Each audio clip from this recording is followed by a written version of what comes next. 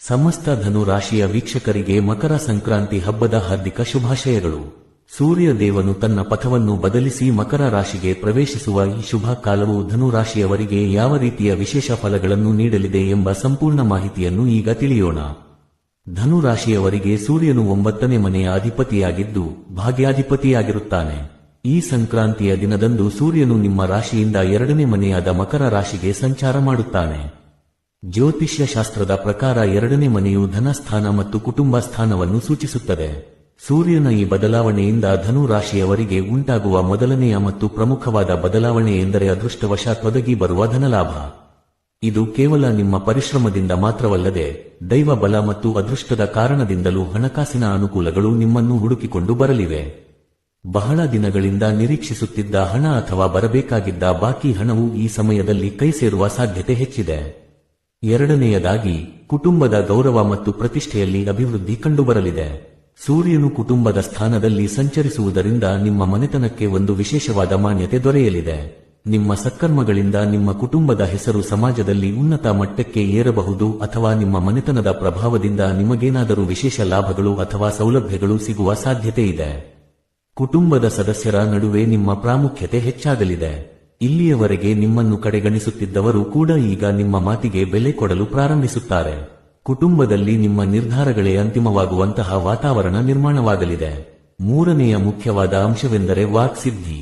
2ನೇ ಮನೆಯು ಮಾತಿನ ಸ್ಥಾನವೂ ಆಗಿರುವುದರಿಂದ ಧನುರಾಶಿಯವರ ಮಾತಿಗೆ ಒಂದು ರೀತಿಯ ತೂಕ ಮತ್ತು ಬೆಲೆ ಬರಲಿದೆ. ನೀವು ಆಡುವ ಮಾತುಗಳು ಸತ್ಯವಾಗುವಂತಹ ಅಥವಾ ನೀವು ಹೇಳಿದ ಕೆಲಸವನ್ನು ಇತರರು ಗೌರವದಿಂದ ಮಾಡುವಂತಹ ಸನ್ನಿವೇಶಗಳು ಸೃಷ್ಟಿಯಾಗಲಿವೆ.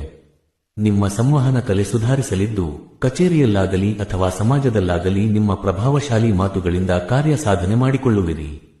ಸುಳ್ಳು ಅಥವಾ ಮೋಸದ ಮಾತುಗಳಿಂದ ದೂರವಿರುವ ಧನು ರಾಶಿಯವರಿಗೆ ಈ ವಾಕ್ಸಿದ್ಧಿಯು ವರದಾನವಾಗಲಿದೆ. 4ನೇಯದಾಗಿ, ಪಿತೃಗಳ ಅನುಗ್ರಹದ ಬಗ್ಗೆ ಹೇಳಲೇಬೇಕು. ಸೂರ್ಯನನ್ನು ಪಿತೃಕಾರಕ ಎಂದು ಕರೆಯಲಾಗುತ್ತದೆ. ಈ ಮಕರ ಸಂಕ್ರಮಣದ ಅವಧಿಯಲ್ಲಿ ಧನು ರಾಶಿಯವರಿಗೆ ಪಿತೃ ದೇವತೆಗಳ ಸಂಪೂರ್ಣ ಆಶೀರ್ವಾದ ಲಭಿಸಲಿದೆ. ನಿಮ್ಮ ಜೀವನದಲ್ಲಿ ಎಷ್ಟೇ ಪ್ರಯತ್ನ ಪಟ್ಟರೂ ಕೆಲಸಗಳು ಮುಂದುವರಿಯದೆ ವಿಘ್ನಗಳು ಉಂಟಾಗುತ್ತಿದ್ದರೆ ಅದು ಪಿತೃದೋಷದ ಕಾರಣದಿಂದ ಇರಬಹುದು. ಈ ಮಕರ ಮಾಸದ ಅವಧಿಯು ಅಂತಹ ದೋಷಗಳನ್ನು ನಿವಾರಿಸಿಕೊಳ್ಳಲು ಅತ್ಯಂತ ಸೂಕ್ತವಾದ ಸಮಯವಾಗಿದೆ. ಪಿತೃಗಳ ಆರಾಧನೆ ಮಾಡುವುದರಿಂದ ಮತ್ತು ಸೂರ್ಯ ದೇವನಿಗೆ ಅರ್ಘ್ಯವನ್ನು ಅರ್ಪಿಸುವುದರಿಂದ ನಿಮ್ಮ ಅರ್ಧಕ್ಕೆ ನಿಂತ ಕೆಲಸಗಳು ಯಾವುದೇ ಅಡೆತಡೆಯಿಲ್ಲದೆ ಪೂರ್ಣಗೊಳ್ಳಲಿವೆ. ಪಿತೃಗಳ ಅನುಗ್ರಹವಿದ್ದರೆ ಎಂತಹ ಕಷ್ಟದ ಕೆಲಸವೂ ಸುಲಭವಾಗಿ ಸಾಧ್ಯವಾಗುತ್ತದೆ ಎಂಬುದು ನೆನಪಿರಲಿ. 5ನೇಯದಾಗಿ, ನಿಮ್ಮ ಆರೋಗ್ಯದ ಬಗ್ಗೆ ಅಲ್ಪ ಗಮನ ಹರಿಸುವುದು ಅತ್ಯಗತ್ಯ. ವಿಶೇಷವಾಗಿ ಆಹಾರ ಮತ್ತು ಪಾನೀಯಗಳ ವಿಷಯದಲ್ಲಿ ಎಚ್ಚರಿಕೆ ವಹಿಸಬೇಕು. ಈ ಸಮಯದಲ್ಲಿ ಗಂಟಲಿಗೆ ಸಂಬಂಧಿಸಿದ ಸಮಸ್ಯೆಗಳು ಅಥವಾ ಧ್ವನಿಯಲ್ಲಿ ಏರುಪೇರಾಗುವ ಸಾಧ್ಯತೆ ಇರುತ್ತದೆ.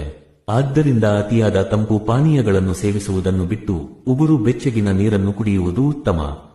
ಕರಿದ ಮತ್ತು ಎಣ್ಣೆಯುಕ್ತ ಪದಾರ್ಥಗಳಿಂದ ದೂರವಿದ್ದರೆ ಆರೋಗ್ಯದ ಮೇಲೆ ಉಂಟಾಗುವ ಸಣ್ಣಪುಟ್ಟ ವ್ಯತಿರಿಕ್ತ ಪರಿಣಾಮಗಳನ್ನು ತಡೆಯಬಹುದು. ಈ ಶುಭ ಫಲಗಳನ್ನು ಮತ್ತಷ್ಟು ವೃದ್ಧಿಸಿಕೊಳ್ಳಲು ಪ್ರತಿದಿನ ಸೂರ್ಯೋದಯದ ಸಮಯದಲ್ಲಿ ಸೂರ್ಯ ದೇವನಿಗೆ ನಮಸ್ಕರಿಸಿ ಮತ್ತು ಆದಿತ್ಯ ಹೃದಯ ಸ್ತೋತ್ರವನ್ನು ಪಠಿಸಿ. ಸೂರ್ಯನ ಆರಾಧನೆಯು ನಿಮಗೆ ಧೈರ್ಯ, ಅಧಿಕಾರ ಮತ್ತು ಜಯವನ್ನು ತಂದುಕೊಡುತ್ತದೆ. ನಿಮ್ಮ ಜೀವನದಲ್ಲಿ ಈ ಮಕರ ಸಂಕ್ರಮಣವು ಸುಖ, ಶಾಂತಿ ಮತ್ತು ಸಮೃದ್ಧಿಯನ್ನು ತರಲಿ ಎಂದು ಹಾರೈಸುತ್ತೇನೆ. ಲೋಕದ ಸಮಸ್ತ ಜನರಿಗೂ ಒಳ್ಳೆಯದಾಗಲಿ. ಮುಂದಿನ ದಿನಗಳಲ್ಲಿ ನಿಮ್ಮ ರಾಶಿಯ ಬಗ್ಗೆ ಹೆಚ್ಚಿನ ಮಾಹಿತಿಗಳನ್ನು ತಿಳಿದುಕೊಳ್ಳಲು ನಿರಂತರವಾಗಿ ಗಮನಿಸುತ್ತಿರಿ. ಈ ಮಾಹಿತಿಯು ನಿಮಗೆ ಉಪಯುಕ್ತವೆನಿಸಿದರೆ ಇದನ್ನು ನಿಮ್ಮ ಸ್ನೇಹಿತರೊಂದಿಗೆ ಮತ್ತು ಕುಟುಂಬದವರೊಂದಿಗೆ ಹಂಚಿಕೊಳ್ಳಿ. ಧನ್ಯವಾದಗಳು. ಈ ಮಾಹಿತಿ ನಿಮಗೆ ಇಷ್ಟವಾಗಿದ್ದಲ್ಲಿ ನಿಮ್ಮ ಅಭಿಪ್ರಾಯವನ್ನು ಹಂಚಿಕೊಳ್ಳಲು ಮರೆಯಬೇಡಿ. ಮುಂದಿನ ವಿಶೇಷ ಮಾಹಿತಿಯೊಂದಿಗೆ ಮತ್ತೆ ಭೇಟಿಯಾಗೋಣ.